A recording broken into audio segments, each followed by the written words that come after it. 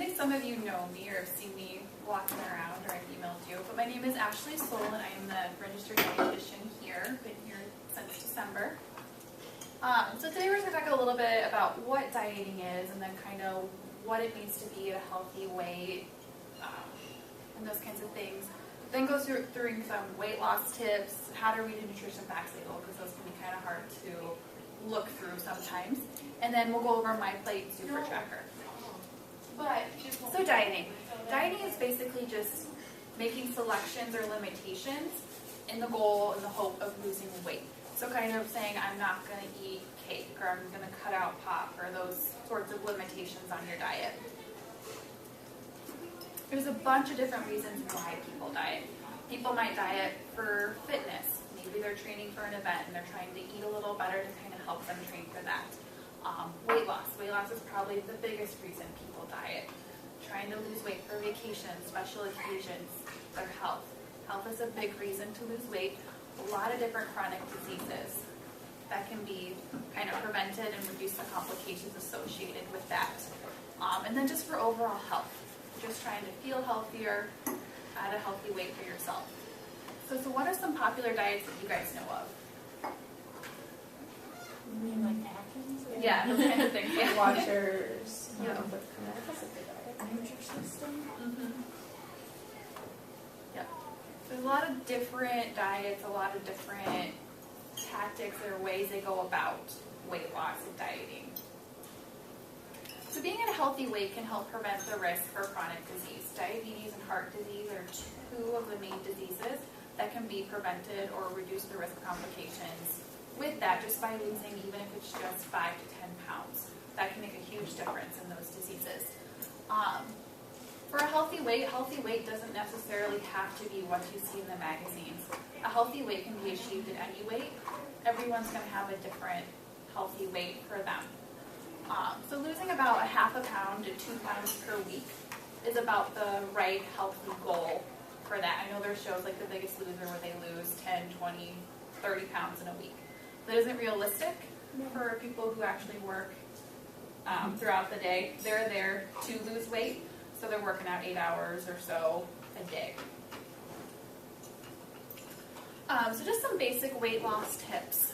Sometimes when people diet, they cut out a meal. Maybe they skip breakfast or have a really small lunch or even skip lunch to kind of save on calories throughout the day. That might actually be hurting you. So trying to eat 3 meals per day, that's going to help keep your metabolism going. When you skip a meal, especially breakfast, after sleeping all night, you kind of need that breakfast to kind of get your metabolism going again after sleeping all night. So when you skip that breakfast, you're going to get more hungry towards lunchtime, might eat more of a lunch if you skip breakfast. So just trying to eat those 3 meals per day is going to keep your metabolism going throughout the day. Sometimes after you eat a meal, sometimes you might still feel hungry, or maybe you're not satisfied with what you had for a meal. Sometimes just waiting 10, 20 minutes after that meal sometimes that craving will go away. If you just wait a little bit, maybe drink a glass of water, and those cravings normally will go away if you wait just a little bit. Cutting back on sugar. Sometimes sugar, if you eat some of it, you're going to keep craving more of it, or you're going to want other foods. So cutting back on the amount of sugar in your diet, whether it's through regular pop, maybe cutting back on the amount of desserts or candy, those sorts of things. Those are going to help cut calories that you don't necessarily need. But still knowing that you can treat yourself every once in a while. I know it's summer. We have a lot of weddings, birthday parties, maybe anniversary parties. So not denying yourself those things completely, but kind of using them more as a treat or a special occasion, and then cutting back on the portion size a little bit. Another thing is, I'm sure we've probably all done it, is if we watch a movie in the living room or watching a TV show, maybe we bring our meal in front of the TV or bring in a snack. Trying to keep all of your food in the kitchen is going to help you focus on that meal. Sometimes if you bring your food in front of the TV or in another room, you kind of lose track of how much you're actually eating and kind of distracted while you're eating. So trying to keep all your food in the kitchen is going to help cut back on that. Just picking lower fat options, so whether it's meat, cheeses, milk.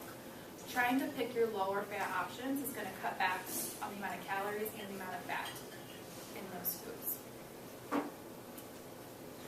Food preparation, a lot of different cooking methods that are going to help kind of with your healthier diet, cutting back on calories. So baking, broiling, roasting, or boiling things is going to help cut back on the calories without having to add like oil or grease, and kind of help strain the fat off of those. When you grill a piece of meat, the fat's going to kind of rip off of that. So trying to use those methods more often rather than pan frying it or deep fat frying your foods. Using non-stick cooking sprays. These are calorie-free, a lot of other things that don't really have much in it. So just putting a quick little spray on your pan can be a good way to cut calories instead of using oil or butter and those sorts of things. But if you use the oil, use an olive oil, canola oil, or soybean oil, those are going to be your more heart-healthy oils. So just putting a little bit of olive oil in a pan for your vegetables, you're going to get some heart-healthy fats with that. One thing that my husband and I did while we were in college, because we both were on a limited time schedule, I worked during the day, he worked at night, we had classes in between there, so we would menu plan, kind of plan out what we were going to have throughout the week. You can easily do this. They sell little whiteboards at Walmart. You can just do it on a little piece of paper, kind of writing out what you're going to have for the week. Kind of helps with knowing, okay, after I get off work today, I have all this stuff ready, and throw it in the oven or get it prepared. Kind of eliminates that time of going home and kind of going, oh, what do I want? Kind of deciding back and forth. I know my husband and I would do that a lot, kind of like, oh, what do you want? I don't care. What do you want? Kind of thing. So if you have that plan, it kind of gets rid of that time frame and kind of reduces the time amount spent trying to figure it out. It also helps with getting what you need from the grocery store. So you can go to the grocery store with your list for the meals that you want to make for that week. You can get in and get out of the grocery store a little faster. You have that plan of attack, and then you can go from there. I know on weeks that we didn't do that, we were in the grocery store just wandering around trying to figure out what we wanted for that week, and ended up buying a lot more than what we actually needed. Other things with weight loss is sometimes the more healthier foods may not always sound appealing. Maybe just plain vegetables or plain fruit might not be your thing. One thing with vegetables or any kind of meat is putting spices on it. That's going to add a lot of flavor to it without adding any calories. So garlic or basil, thyme, all those things can be easily added to your meals to kind of give it a little bit more flavor. Also, trying new recipes. There's a lot of different recipes out there. Hy-Vee has some really good recipes. EatRight.org has some pretty good recipes, or you can just Google healthy recipes, and a lot of different websites will come up. So trying those new recipes will kind of decrease the boredom associated with always eating the same things all the time, and maybe trying to do maybe one new recipe a month. And then you can kind of decide if you like it or not, and kind of change it to how you want it prepared. Also, taste buds do change. I get this all the time with my patients for diabetes. They come in, they drink regular pop. They don't entirely want to give up pop, so trying to convince them to change to diet pop. They say they don't like the taste. But taste buds do change over time. You kind of get used to that different flavor. Most of the time it takes about 2 weeks to kind of get used to that. If you've ever stopped drinking pop for a while and you go to have a taste of it after a long time, it has a different flavor. But eventually you get used to that flavor again. Also, just trying new foods. There's a lot of different fruits and vegetables that you might not necessarily hear of, or different kinds of foods. So just trying something new every once in a while. I know when I was little I didn't like spinach. Now that I'm a little older, I learned I like spinach now. So my taste buds did change quite a bit from when I was younger. More on food preparation. Trying to only prepare what you need for one meal. So trying to avoid making those leftovers is kind of going to help with going back and taking more and putting more on your plate.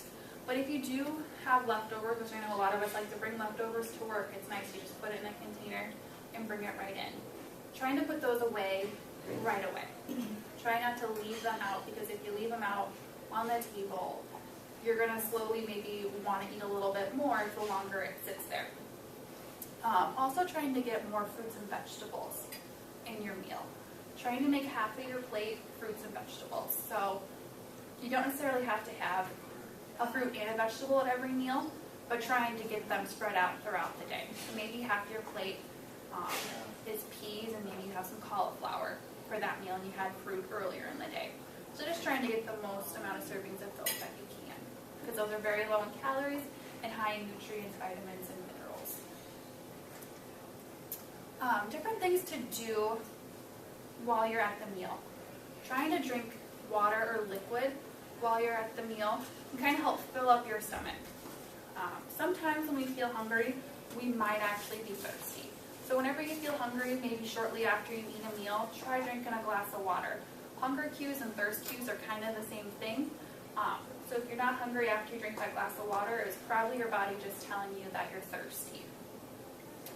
Also using smaller plates, bowls, glasses, silverware. If we use a larger plate, you're going to put the same serving on that, but it's going to look a lot smaller than what it did on the smaller plate. So just kind of using the smaller, kind of the size of the plates that we have in there, is going to help decrease your portion sizes. That way, because your brain kind of looks at it and then kind of goes, oh, there's a lot of white space on that larger plate. And you kind of add more food to it because it doesn't look like as much food. But kind of using those smaller plates, smaller glasses, and silverware kind of help with decreasing the portion sizes. Also avoid putting serving dishes on the table. If you put the serving dishes on the table, it makes it really easy to go back and get more, when maybe you didn't actually need more, maybe you were already full. But sometimes if the food is right there in front of you, you just like, oh, I'll just get a little more.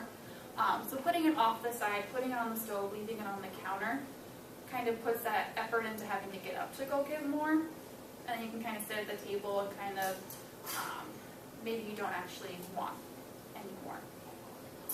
Also putting salad dressing on the side. Sometimes at restaurants, they kind of just pour the salad dressing on there. It might be more than you actually want or need. So always asking for on the side, and you're kind of in control of how much salad dressing goes onto your salad. Also, I know after a meal, kind of always want that little sweet kind of flavor. Using fruit as a dessert. Fruit's naturally sweet. Strawberries, grapes, watermelon are all great fruits this time of year. So using that as a dessert gives you a little bit of a sweet flavor, but you're still getting in a healthy food with that.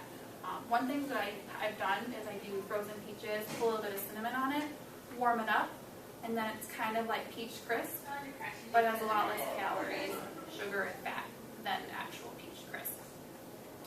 Other things is right when you're done eating, put your plate in your sink, put your plate in the sink or the dishwasher, kind of eliminating that extra time to kind of sit there and kind of put more on your plate.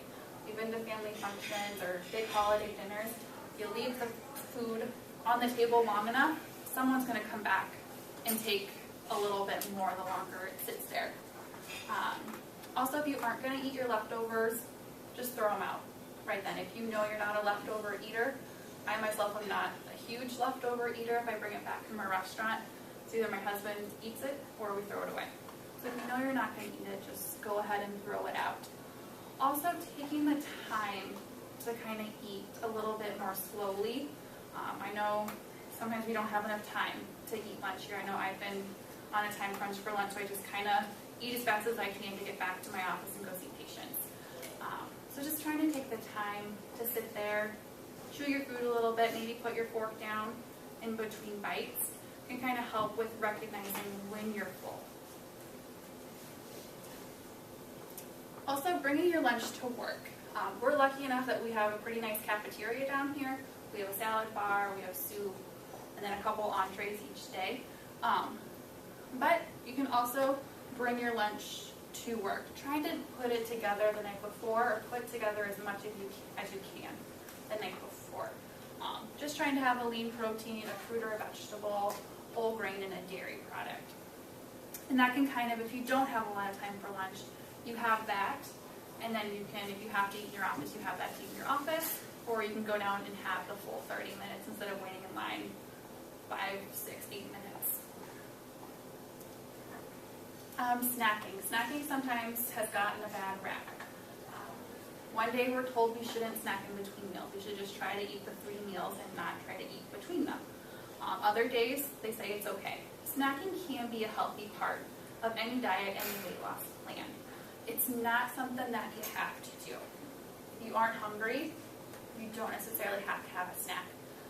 But I know in the afternoon, sometimes getting a snack kind of helps keep me going until I get home for supper. Or if you know you have to work late, having that snack in the afternoon can help you get home and not be starving by the time you get there, and just maybe want to make something quick or call for carry out or just stop and get something on your way home.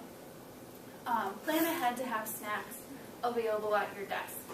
Maybe having a granola bar or some fruit, cheese and crackers, popcorn, mixed nuts. All those things are quite easy to have at your desk. There's a microwave down here, so if you have something to heat up, you can bring it down. Portion control is a big thing. Trying to stick to normal portion sizes, because everyone's opinion of a portion size is going to be a little different. Portion sizes have kind of gotten bigger over the years, so just knowing that a serving of raw vegetables is about the size of a light bulb. Cooked vegetables and a serving of pasta are going to be about the size of a tennis ball or about the size of a smaller fist. A serving of meat is going to be the size of a small palm. That's going to be about 3 ounces of meat, or the size of a deck of playing cards. Cheese is one food that's kind of hard to know the portion size. On most of the labels it says 1 ounce and those sorts of things.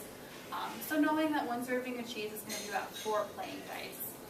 Because sometimes we don't all have scales in our kitchen to kind of weigh out that cheese. So it kind of helps us to visualize it with everyday items that we've all seen before. Kind of helps with portion control. So food label. Food labels are on most of our foods. They're in the process of kind of redoing these a little bit to make them a little bit easier to read. Serving size is going to be a big one. The serving size is going to tell you how much of that food that you can have for the amount of calories, the amount of fat, protein, salt that's in that food. So just paying attention to that is going to be a first step in reading a food label and kind of figuring out the portion size. Next thing below that is going to be servings per container, servings per package. That's going to tell you how many servings you should get out of that. I always tell my patients that with foods at the gas station that look like they're individual servings, like the chips or some of the drinks, they may not be. So just always making sure to double check that, because most of those things are 2 to 3 servings on those. Calories is always going to be at the top. That's just going to tell you how many calories is in that serving size and how much energy is in that food. Below that is going to be your total fat, your saturated fat, and your trans fat. Trying to pick foods that have little to no trans fat in them. Not a lot of foods anymore have trans fat. The government's trying to take them out of foods because you can't have them in school lunches anymore. So just trying to pick foods that are low in that. Sometimes it's not on the label, but it might still be a little bit in the food. Looking at the ingredient list and looking for hydrogenated oil or partially hydrogenated oil is going to give you a clue that there's some trans fat in there. And those 2 fats are just 2 of the fats that are bad for your heart. Trying to pick foods with monounsaturated fat or unsaturated fat or polyunsaturated fat are going to be the ones to look for. Then there's a couple other nutrients: cholesterol, sodium, potassium, carbs. Fiber is another big one to look for. Trying to pick foods with more fiber in them. Fiber is a nutrient that takes a little bit longer for the body to digest. It's going to help keep you fuller a little longer. So foods with fiber are going to be things like whole grain bread, fruits and vegetables, wheat pasta, brown rice. All of those things with whole grains, fruits or vegetables are going to have more fiber in it than white bread or white pasta. So trying to pick those varieties of food when you can is going to help you get more fiber into your diet. Protein is similar in that aspect that it does take the body a little bit longer to digest that. So trying to have a protein food throughout the day is going to help keep you a little fuller. You probably notice if you just have a food with carbs in it, you're hungry a lot faster than if you would have had a protein at that meal. Eating out. Trying to eat out as little as possible, but I know you can't always avoid eating out. Friends come to town, family comes to town celebrating something. So just being a little bit more conscientious when you do go to eat out. So maybe ordering an appetizer as an entree. Getting sauces and dressings on the side. That's going to help you control how much goes on there. Also maybe sharing an entree with a friend or boxing up half of it to take it home as well. Then you can bring it to work or have it for a meal the next day. Also changing up your routine, making your meals interesting. Sometimes if we eat the same thing for lunch every day or the same thing for breakfast, we kind of get bored with it. So just trying to vary your lunch options. I know my in-laws, they diet sometimes. They have chicken and those kinds of things, or my family does the same thing. They get stuck in a rut and they kind of eat the same thing for lunch every day. They get sick of that after a little bit, and then they kind of go back to what they were doing before they did that. So just trying new things. Bring in new ideas for lunch every day. Maybe bring in the leftovers from the night before. Also just having a support system. Having someone that's trying to make a healthy lifestyle change is going to help you. Just having that person that you can confide in, kind of go, I'm struggling with this, kind of talk through with that person.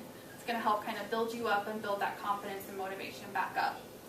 Sometimes emotions are one cause of overeating. So using other outlets to kind of deal with those emotions besides going home and having a bowl of ice cream. I know we've all seen the chick flicks where a guy breaks up with a girl, everyone kind of eats ice cream, eats popcorn, eats candy to kind of deal with that. So using other outlets, calling a friend, going for a walk, listening to some music, those are all good ways to deal with that stress or that emotion without having to turn to the food. So we've probably all seen this at one point, just a way to kind of arrange your plate. Trying to make half of your plate fruits and vegetables, a quarter whole grains, and then another quarter of protein, and then adding in a dairy in that. This website has a pretty good, it has Super Tracker, which is one thing you guys could do if you wanted, if you're into counting calories and kind of want to see how many calories that you need for the day.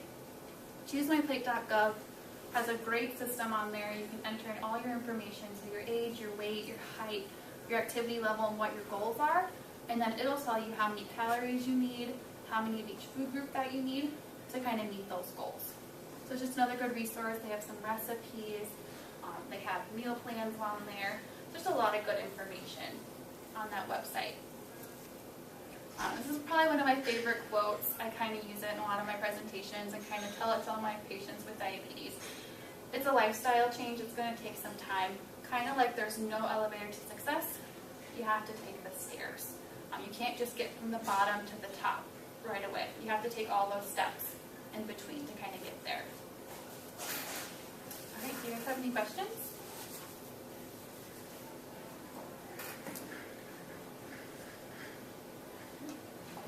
No? Anybody? All right, thank you, Ashley.